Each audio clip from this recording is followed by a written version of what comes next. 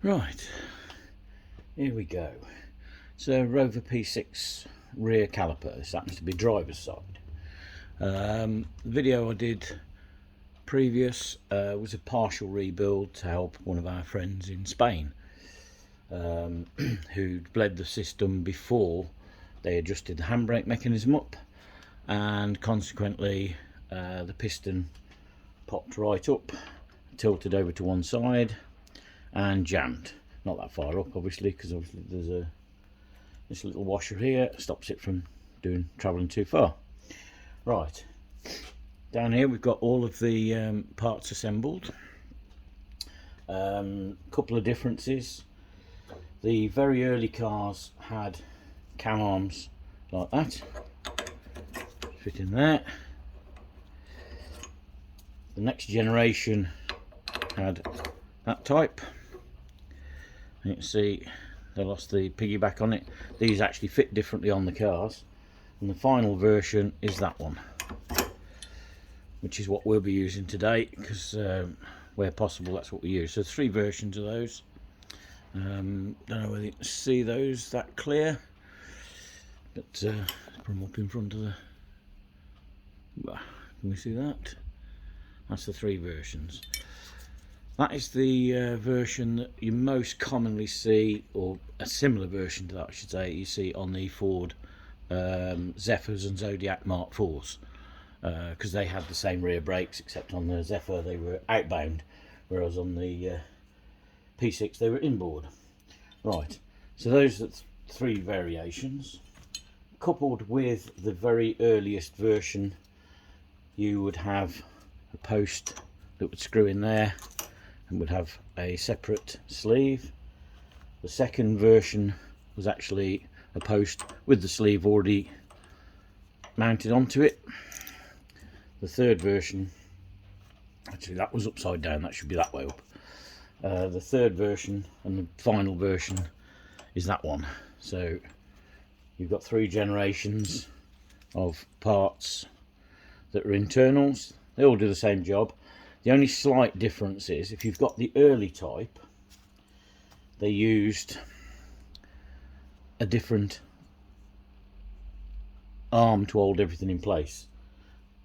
If you can have a look at that, the final type, just a slot in it, no cutout. The earlier type has a cutout in it. The idea was that when it went on there, it would actually hold the sleeve together.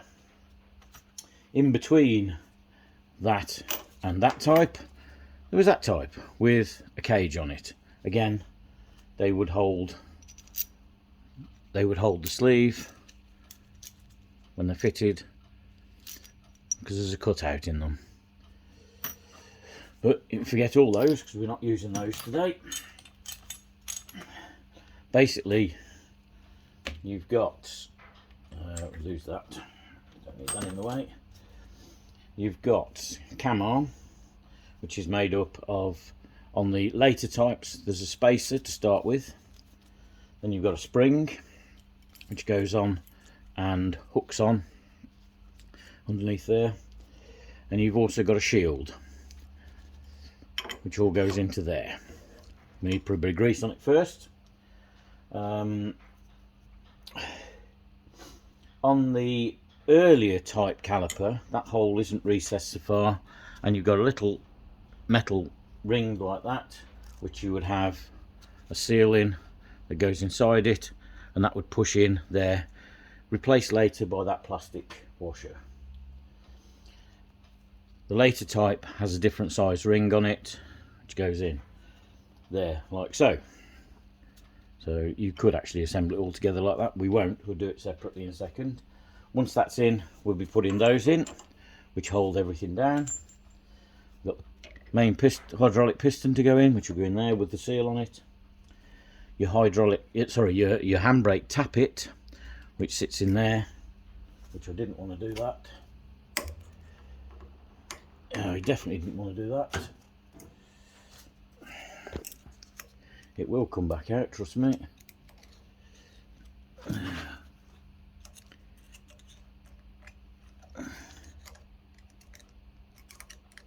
it should come back out. There it is.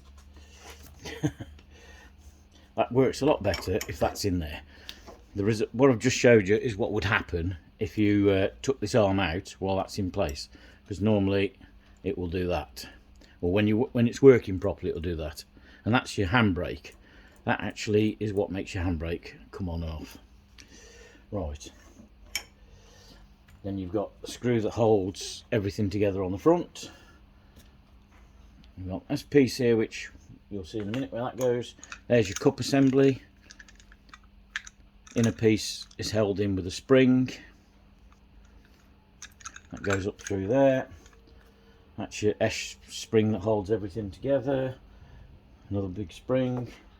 Then you've got your rocking mechanism which fits, oops, it does fit like that. You really don't want to drop it on the floor though. Fits like that, and that is part of your ratcheting mechanism, which when that is on top of there, like so, that piece there is what turns the adjustment wheel, and it marries up into the side there, so as it rocks it pushes the teeth round one at a time.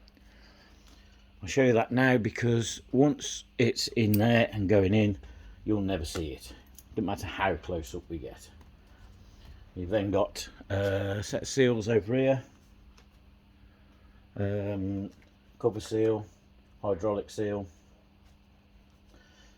seal for chamber, hydraulic seal, and obviously then on top of the lot is your cover. Right, now what we'll do, I'm going to build this possibly with very little commentary, because I'm going to do it at the speed we normally do them in the workshop. Plenty of grease, red rubber grease, bit of maintenance spray. We've already gone through with, because obviously these caliper bodies have been replated, we've already gone through with the tap into all of the necessary holes, and obviously quarter UNF in the small holes. And then everything else been cleared so that the threads are all nice and clear for everything to go together. Right, let's go then. First job, bit of grease. A bit of grease in there. I am working from the side. I'd normally be working where the camera is, so please forgive me if things don't quite go the exact way that I want them to. I'll just put plenty of grease in. Right, first seal to go in is the cup assembly seal.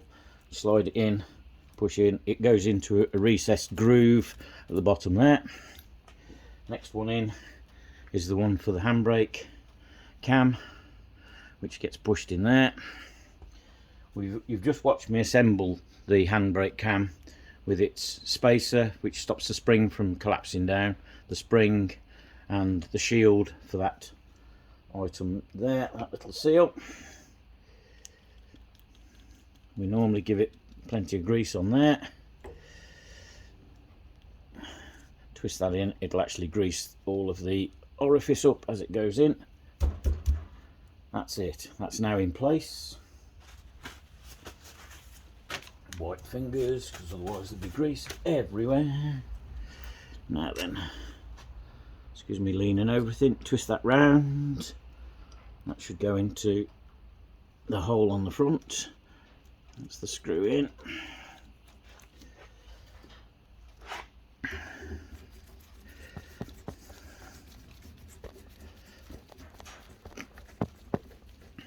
Okay, and all these pieces, all the internal pieces and all the cam mechanism have been cleaned in our ultrasonic cleaner, and then they've been wire brushed. Impact driver to tighten this up, because you don't want it undoing. A couple of swift, sharp taps. That's your handbrake cam, that's in place, ready to go. Oh, I forgot to put a little bit of grease down the hole where the tappet goes. Handbrake tappet in, bit of grease on it. Work it up and down. The grease, because the volume of grease in there that needs spreading about. It will keep popping up, don't worry about it. Right, piston, this is your hydraulic piston. This is the one that the fluid comes up against. This bore here is the one that we machine out and sleeve it with stainless steel back to its original size, so the brakes work as per. We do find that some of these over the years have been machined out. There's your hydraulic seal. We find those have been machined out and somebody's made oversized pistons for them, which if you've got two different sizes on the that's what happens when you're working away from the vice. Yeah, if you've got different size pistons, obviously when it comes for MOT time, if you MOT the car, you'll have different amounts of movement. Same pressure going to both, but obviously they won't work quite the same.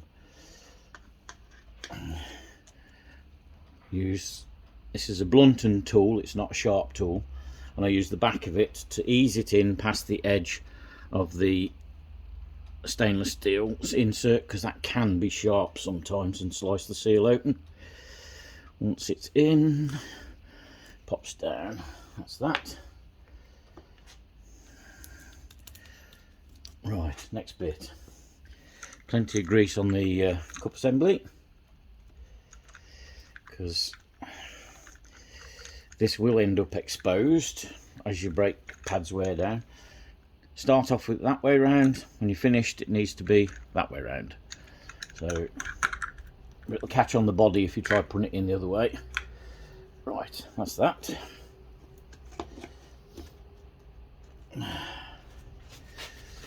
Right.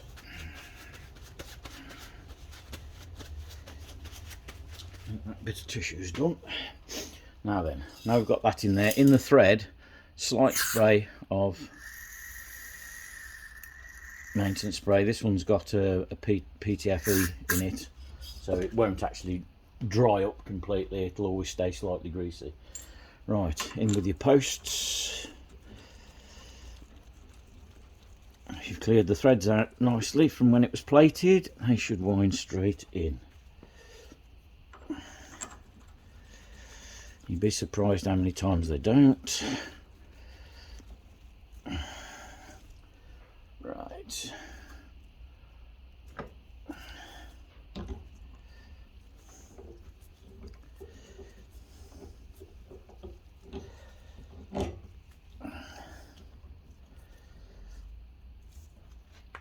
They want to be in nice and tight.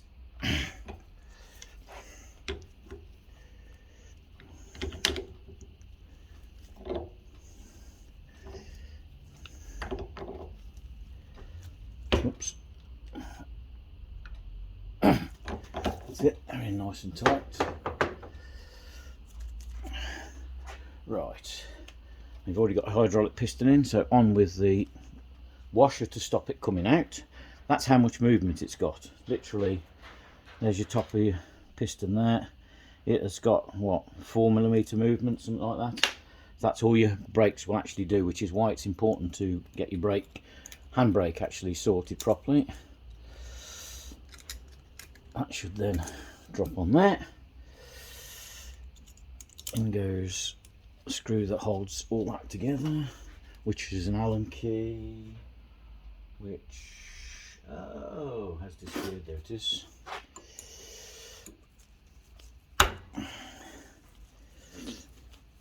Just wind that down.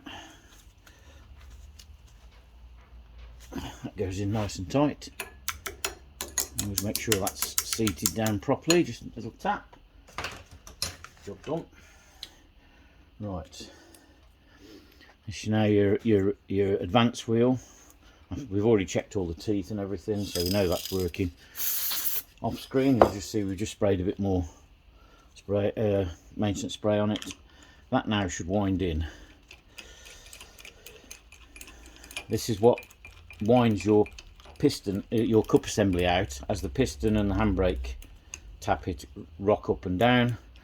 The mechanism rubs against this and winds it out, which pushes the piston out to obviously keep your handbrake and your brakes or your pads close to your disc. the automatic adjustment.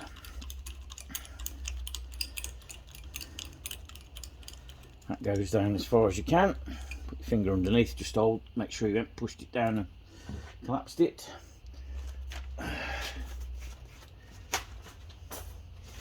Excuse me, just wipe my hands a second. Right, now then, next we've got the that's got two divots in it. Two divots sit, one on top of the handbrake tappet, the other on top of the hydraulics. I did say I wasn't going to talk all the way through this, didn't I? Yeah. Oh well, never mind. Bit of grease on that. That just rests on top of there for a moment, and along comes your actual piece. Hooks in the front, hooks in the back, and it drops down the side and hooks onto the adjustment wheel. After that, we need, that holds everything centralised. That holds everything centralised. Sorry about the bump, I just knocked the camera, well, not the tripod. Little bit of grease in there, doesn't need a great deal. That goes on. Next bit is this here. Just goes on there. Bit of grease on that just to stop it from catching on anything. So it won't go dry. You've got two big nuts that go on. Put these on to start with. You only put these part of the way on. So if you go too far down the thread, a nice 9/16 socket. You get too far down the thread, it will actually interfere with the other spring when you do it, and you put the other half of the spring together. So you want it on so it's just starting to tip it up, tip it outwards that way. This is going to be interesting. I hadn't thought of doing this way around. Hooks on, you can see it hooks on the part of the cup assembly, the adjuster. No. We are going to have to, sorry, quick change of position. So let's see what I'm doing.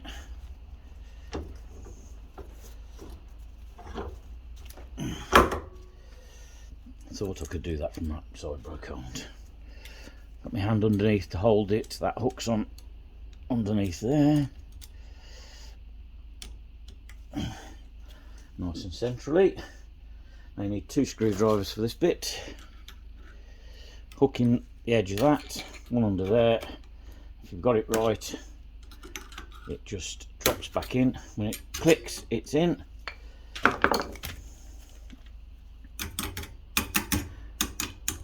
That's it. Now you can do those down.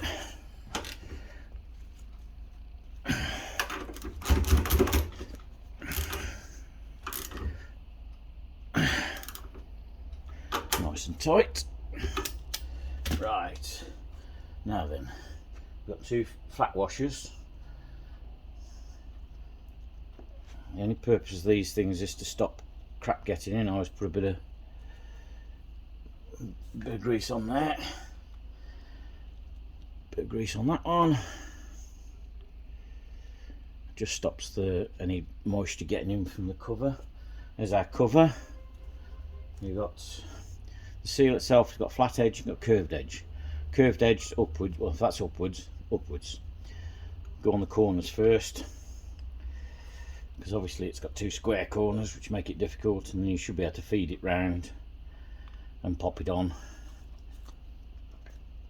Again, we normally put some grease on the inside of the cover, so obviously in the cleaning process and that, they might have actually, it might have taken any residual plating off. Right, that now goes on there. There's that bit of rag gone. Now, being a front caliper, to have one of these on for the spring, and because there'll be a spring from there to the mechanism that goes through the cam, but we're not going to put that on.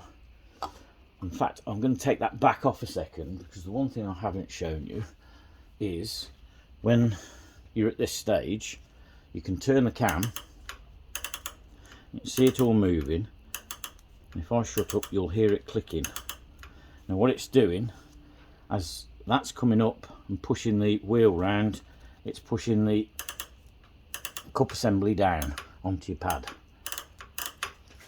Now we'll turn that back round again. Let's see it from the front.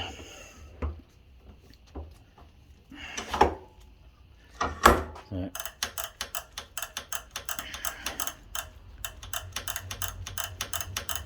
now I can feel it with my hand under there. I can feel the actual cup assembly coming down. So now that we've got it to go down, we just simply wind it back.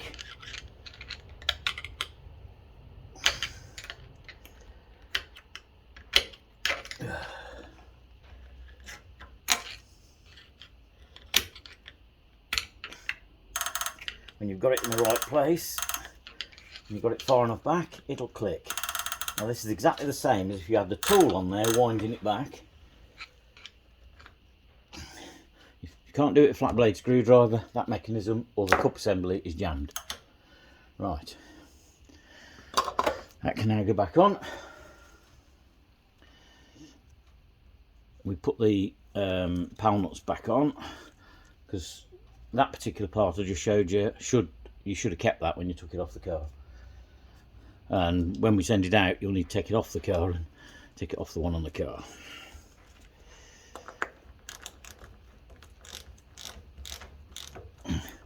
Tighten them down. Don't have to go mad. These are spring-loaded nuts. We have these made for us with a dab round. Right, now you've got a seal and a cage. Your seal and a little metal cage. That goes in the back of here. And you get that in there.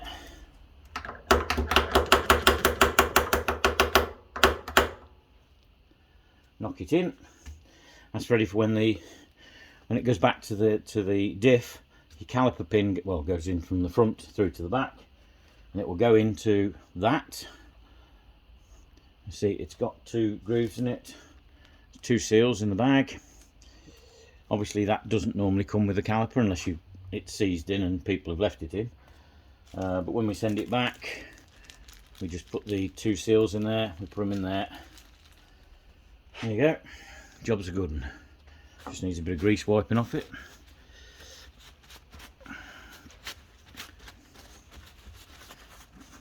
And there we are. One driver's side caliper ready to go. If this was a passenger side one, we would have put a bleed screw into the bottom hole with a dust cap on as well. But seeing as this is a driver's side, it doesn't have one. There you can see the position of the cup assembly. At least I hope you can. There is a mark in the casing. If you were doing one yourself, there's a mark there. That's just got to be lined up. That's it. Job done. We put that in the bag with a sticker on it that says do not bleed the brakes until you've adjusted the handbrake up. Okay, this is Mark at MGBD Parts saying thanks for watching. Hope that wasn't too quick for you. If you want the slower version, look at the one when it was half built. If not, that's it. Thank you very much. It's Mark at MGBD Parts in Wolverhampton. Thank you.